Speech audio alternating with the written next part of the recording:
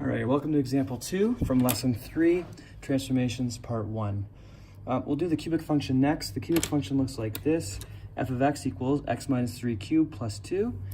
This right here is my h value because it's inside the cube function, so that's my h, and this guy right here is my k. So that is the transformations. So since my h is negative 3, that means that this is horizontally translated 3 units to the right. Why right, Mr. Wills? Because my h is negative. The next one here, the k value is my vertical. So this is vertically translated 2 units up because my k is positive. All right, so there we go. I started with my base table values. So when graphing base table values, here they are. So what am I going to do here? I'm going to add my h. So I'm going to actually do plus 3 to my x's. Again, this is my h to my x's, and then I'm going to add 2 to my y's. Like I said, there. Now again, I always change the sign. It's in the bracket, so change the sign.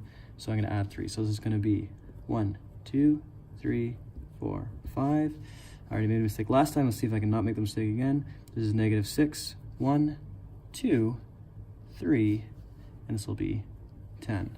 So there's my new table of values. The blue numbers there, I'm going to graph those. So here's my graph. The first one is 1, negative 6. So 1, negative 6 is down here. Then I've got 2, 1. 2, 1 is there. Then I've got 3, 2 is right here. And then I've got 4, 3 is right there. And then I've got 5, 10. So here's 5. 10 is at the very top, so right here. And then I just do a nice smooth curve through this. Whoosh. Sound effects included. And there we go. There is my cubic function. Domain, a joke. X such that x belongs to the reals.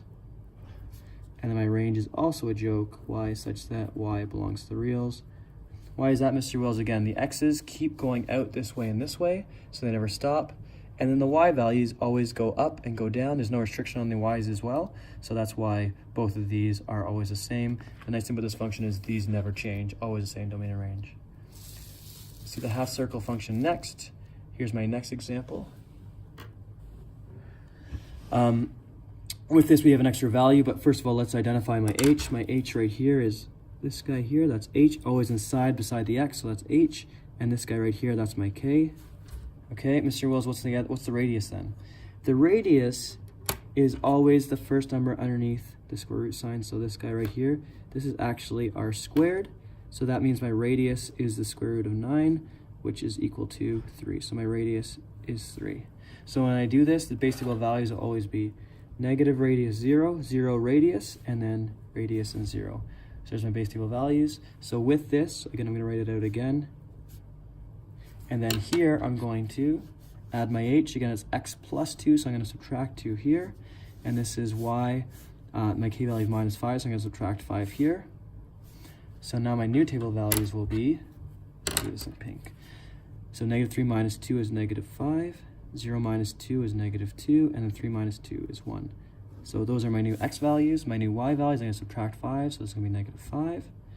3 minus 5 is negative 2, and then 0 minus 5 is negative 5. So there are my new table of values for the transform function. So the final thing I'm going to do is I'm going to plot these. So negative 5 and negative 5 is right here. Then I've got negative 2 and negative 2 is right here. And then I've got 1 and negative 5, which is right here. Again, it's a half circle function. Do not draw straight lines. So you're going to do a nice semicircle. And there's my beautiful function, if I do say so. I did a really good job on that one. All right, domain and range. Again, this is a tricky one here. Domain, when you're doing your domain, you always start, because there's a start and stop to this, the smallest x value, always start with your smallest x value is negative 5. That's my minimum, always start minimum. My maximum x value here is 1, so I put a 1 over here in between domains of x. And then always go open towards a bigger number. Since 1 is the biggest number here, I'm going to open this way and open this way, and then X, E, R. All right, and that's of course my max. Same thing with range, but now with y's. So y such that my smallest y value is right here. It looks like it's -5, so there's my smallest y value. My biggest y value is -2, so that goes over here. Y in between, and then I put my inequality signs y, e, r. And that is the half circle function.